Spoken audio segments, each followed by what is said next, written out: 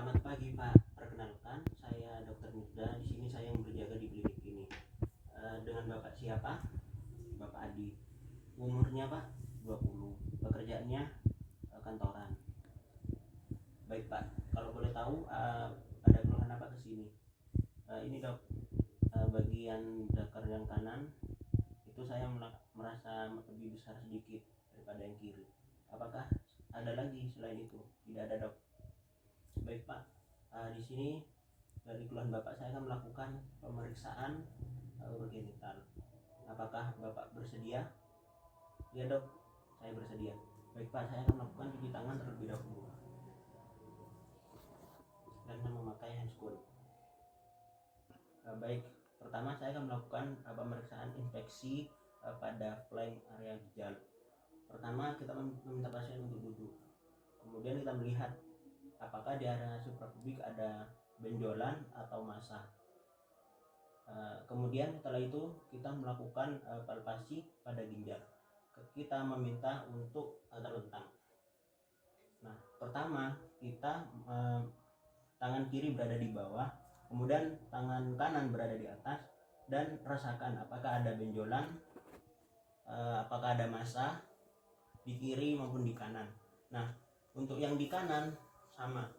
Jadi yang kiri seperti ini, kemudian yang kanan meraba dan yang kiri mengangkat sedikit. Di sini kita lihat apakah ada perabaan, seperti misalnya ada massa atau benjolan. Nah, kemudian setelah itu kita melakukan palpasi pada area costovertebrae. Kita meminta pasien untuk duduk. Nah, kemudian setelah itu kita melakukan ketok pada area suprapubik.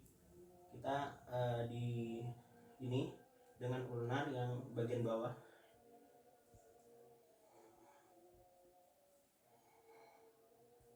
Dan jangan terlalu keras.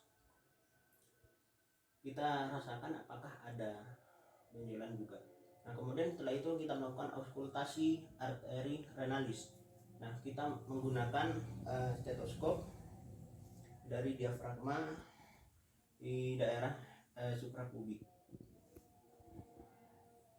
Kita dengarkan apa ada suara bising dari arteri renalis.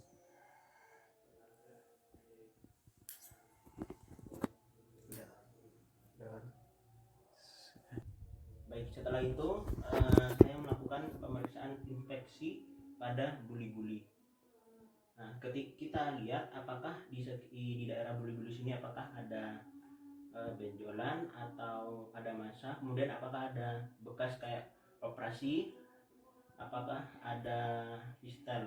Nah, kemudian setelah itu melakukan palpasi pada buli-buli.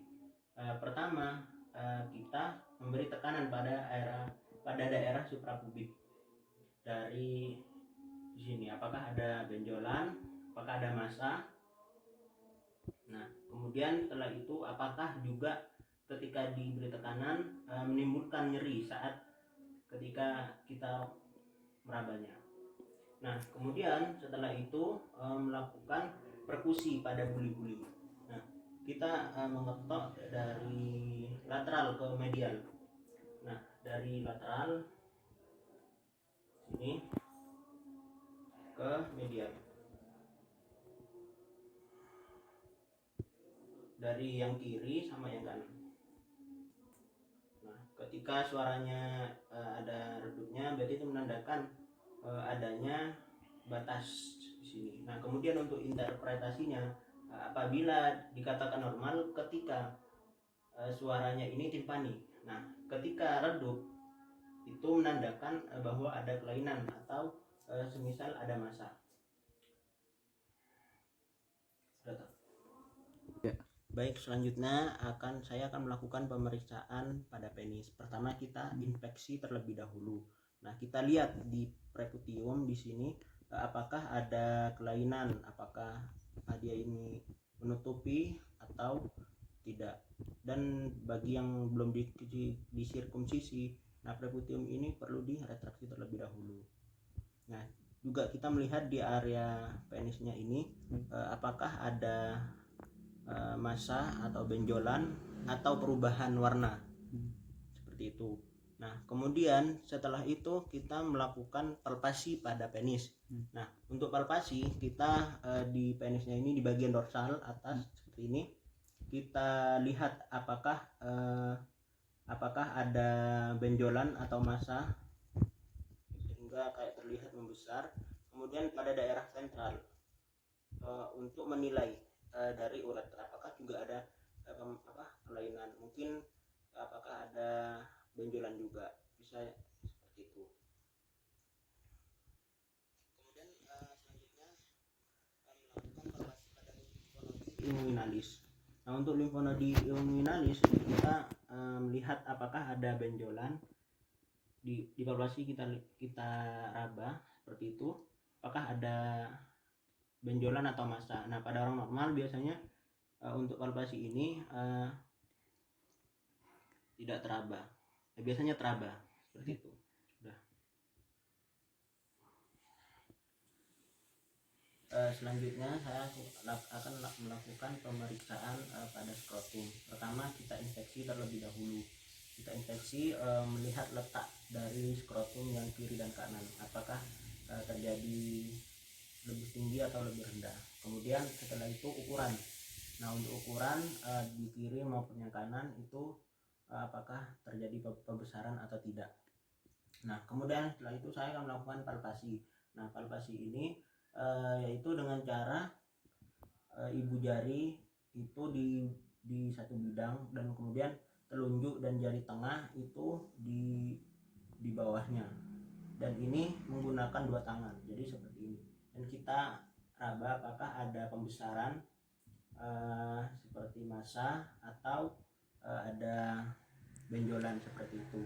Nah, kemudian setelah itu melakukan transiluminasi pada skrotum, yaitu menggunakan blank penlight dan kertas. Nah, caranya yaitu pertama untuk ruangan ini digelapkan terlebih dahulu. Nah, kemudian kita beri sinar dari bawah seperti ini, dan seperti ini, kemudian kita kertasnya di atasnya seperti itu, dan ini lihat apakah ada pembesarannya seperti apa. Nah, kemudian setelah itu melakukan auskultasi pada area skrotum, yaitu kita mendengarkan apakah ada suara bising di diafragmanya seperti ini. Nah, biasanya ketika terdapat bising itu menandakan adanya kelainan seperti hernia, dan normalnya ya tidak ada.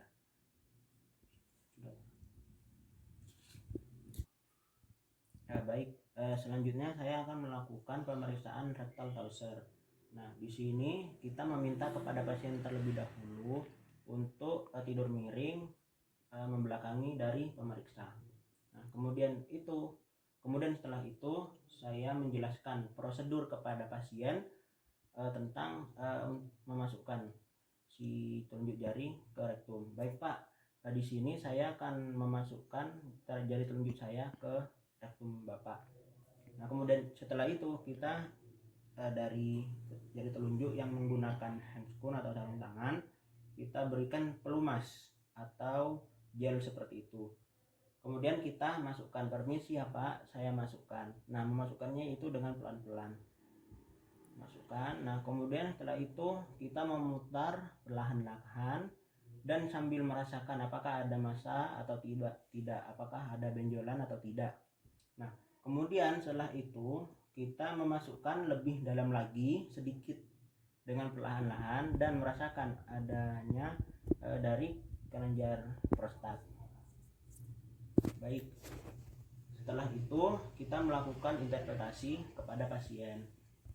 Baik Pak, setelah melakukan pemeriksaan urogenital, di sini saya akan menjelaskan kepada Bapak bahwa diagnosis dari pemeriksaan ini yang saya lakukan adalah Bapak mengalami torsio testis. Apakah Bapak paham atau masih ada yang kurang jelas dari penjelasan saya? Sudah Pak. Baik Pak, terima kasih. Assalamualaikum warahmatullahi wabarakatuh.